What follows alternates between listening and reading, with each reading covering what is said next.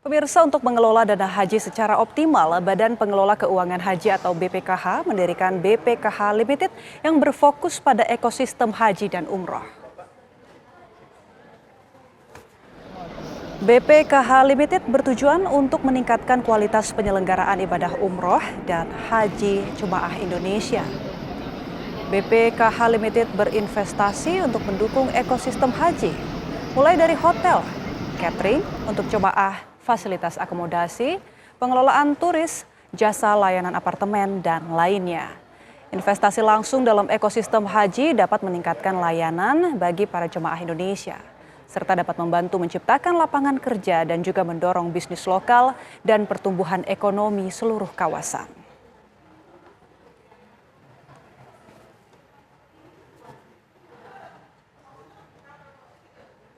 Pemirsa, untuk mengelola dana haji secara optimal, Badan Pengelola Keuangan Haji atau BPKH mendirikan BPKH Limited yang berfokus pada ekosistem haji dan umroh. Lalu seperti apa bentuk inovasi yang dilakukan BPKH Limited? Kita akan berbincang langsung dengan Bapak Fadlul Imansyah yang sudah bergabung bersama kami di studio selaku Kepala Badan Pelaksana BPKH. Assalamualaikum warahmatullahi wabarakatuh. Waalaikumsalam. Salam sehat Pak Fadlul. Terima kasih, sama-sama. Oke, Pak, pertama kami ingin dengar cerita dari pihak BPKH. Sebenarnya apa sih Pak yang melatar belakangi pembentukan BPKH Limited ini sebagai anak usaha BPKH ya Pak? Iya, jadi pertama kita harus pahami bahwa jemaah haji yang berangkat ke Saudi itu setiap tahunnya sekitar 200.000 orang itu mengeluarkan biaya sekitar 20 triliun rupiah per tahun. Ya. Seperti tahun ini kira-kira 21 triliun rupiah yang harus dikeluarkan oleh masyarakat Indonesia untuk berangkat haji.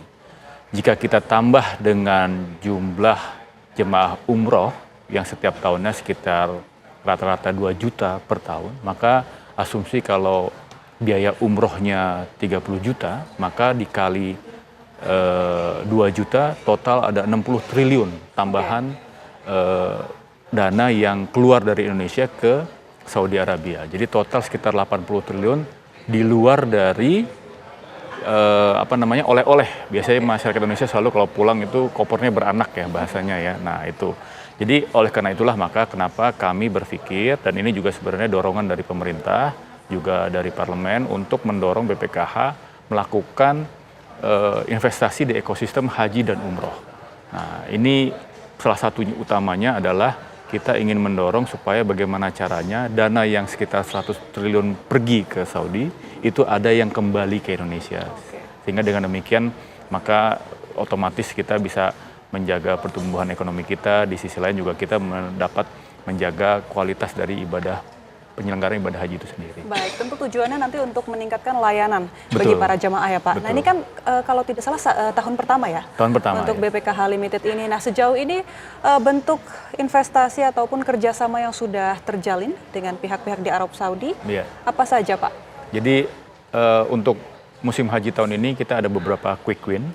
Yang pertama adalah kita menyiapkan catering untuk pada saat tanggal 8 dan tanggal 13 Zulhijjah untuk jemaah haji di Indonesia. Nah itu satu hal, jadi kita ada catering siap saji untuk mereka tetap bisa menikmati dan memiliki asupan energi bagi kegiatan ibadah haji mereka. Itu yang pertama. Yang kedua, kita ada 76 hotel dari total 160 hotel yang disewa oleh Kementerian Agama. Kita mungkin bahasanya punya konsesi dengan Kementerian Agama untuk menyewakan, karena kita kan menyewanya satu gedung ya, satu hotel ya.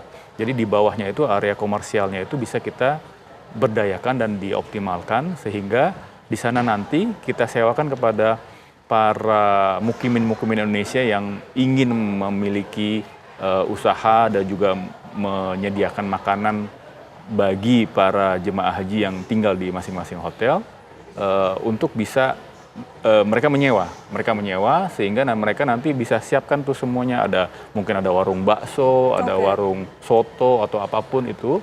Nah itu yang kita sudah optimalisasikan. Sampai saat ini jumlahnya sekitar 76 hotel yang sudah kita kerjasamakan dengan Kementerian Agama. Yang terakhir kita juga BPKH Limited juga menyiapkan makanan bumbu-bumbu dari Indonesia untuk supaya penyedia catering di Saudi itu bisa memasak masakan Indonesia sehingga cita rasa Indonesia itu tidak pergi walaupun dia jauh dari Indonesia memenuhi sendiri. Mungkin selera makan para jemaah ya Betul, Pak ya, yang rindu betul. dengan tanah air. Iya. Ini tadi menarik juga yang saya simak mengenai penyewaan hotel ya Pak. Iya. Setidaknya ada 76 hotel. Iya. Ini artinya akomodasi untuk para jemaah akan terjamin, begitu juga mungkin dengan jaraknya ke Masjidil Haram begitu Pak? Ya, jadi sebenarnya memang total yang disewa oleh Kementerian Agama itu 160-an hotel.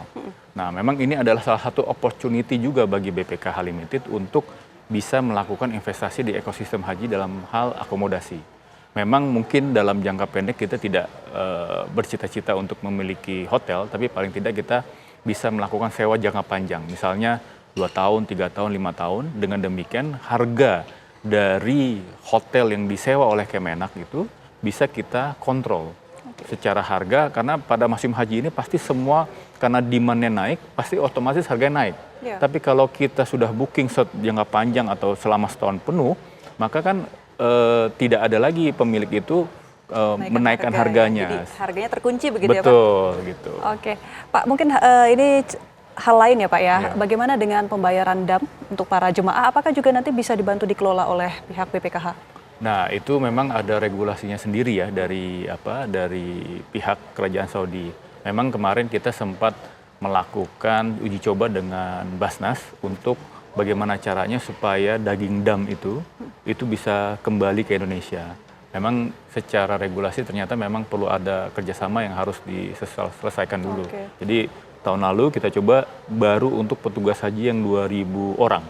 Untuk dam 2.000 orang. Tapi kemarin kita pada saat masuk ke Indonesia ada sedikit regulasi yang perlu diselesaikan. Mudah-mudahan ke depannya bisa dibayangkan ya kalau 200.000 dam itu bagaimana bisa terserap di Indonesia dan menyukseskan program stunting juga. Bermanfaat untuk keluarga secara langsung begitu. Betul, ya Pak. Iya.